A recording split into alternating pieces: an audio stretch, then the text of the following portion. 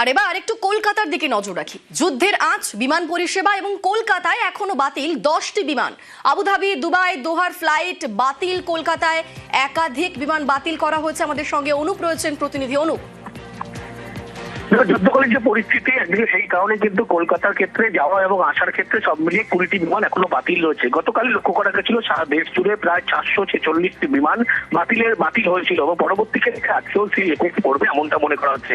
কারণ ইসরায়েল এবং অন্যদিকে ইরান যুদ্ধ যে পরিস্থিতি, সেই কারণে কিন্তু যে আকাশ ব্যবহার করতে পারছে না, সেই কারণে দোহা থেকে কলকাতা থেকে শুরু করে দুবাই, অন্যদিকে কাতার, সমস্ত ক্ষেত্রে কিন্তু বিমান এইভাবে বাতিল করা হচ্ছে। এখনো পর্যন্ত ভোর রাত থেকে এখনো সকাল পর্যন্ত লক্ষ্য করা যাচ্ছে যাওয়ার ক্ষেত্রে 10টি বিমান এবং আসার ক্ষেত্রে 10টি বিমান ইতিমধ্যে বাতিল করা হয়েছে। এমিরেটসের বিমান, কাতার এয়ারওয়েজের বিমান, এয়ারওয়েজের বিমান থেকে শুরু করে এয়ার আবুধাবি একাধিক বিমান ইতিমধ্যে বাতিলের সিদ্ধান্ত নেওয়া হয়েছে এবং বেলা যত বাড়বে আরো কিন্তু এই বিমান বাতিলের সংখ্যা বাড়বে। গতকাল যে পরিস্থিতি হয়েছিল আজকে একই পরিস্থিতি হবে এমনটাই কিন্তু বিমান সংস্থা তারা কিন্তু এমনটাই মনে করছে। বেশ, ধন্যবাদ।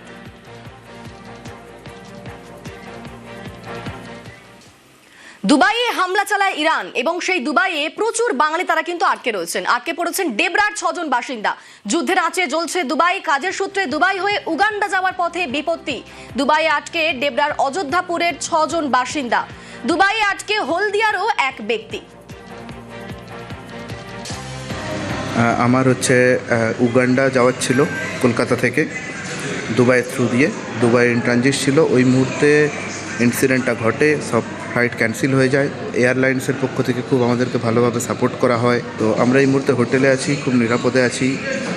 হ্যাঁ, কালকে রাত্রে কিছু থ্রেড এসেছিলো, আমাদের ফোনে অ্যালার্ট এসেছিলো যে মিসাইল থ্রেড আসছে, আপনার রুমের ভেতরে থাকুন, সেফ থাকুন।